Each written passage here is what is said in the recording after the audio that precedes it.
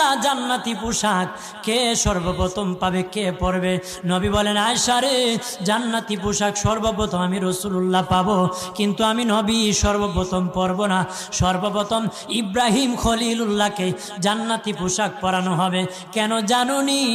ইব্রাহিম নবীকে নমরুদের আগুনে যখন ফেলে দেওয়া হয়েছিল, দুনিয়ার সব ছেড়ে দিয়েছিল, বাড়ি ছেড়ে দিয়েছিল, সম্পদ ছেড়ে দিয়েছিল, মা বাবা ছেড়ে দিয়েছিল, এমনকি গায়ের জামা যখন খুলে নে, ইব্রাহিম কয়েক কাপড় ছেড়ে দিতে পারি, আমার আসমানের মালিককে ছেড়ে দিতে পারি না। ওই দিন আল্লাহ ইব্রাহিমের সাথে অঙ্গীকার করেছিল, ইব্রাহিম আজকে তোমাকে সকলের সামনে উলঙ্গ করে লজ্জায় ফেলে দিয়েছি ইব্রাহিম, তারপরে তুমি আমাকে ছাড়ো নাই। আমি কিয়ামতের দিন সকলের সামনে মুসলমান, বেঈমান, কাফের, নাস্তিক যারা তোমাকে উলঙ্গ করেছিল তাদের সামনে আমি আল্লাহ আনুষ্ঠানিকভাবে তোমাকে কাপড় পরায়া দিব।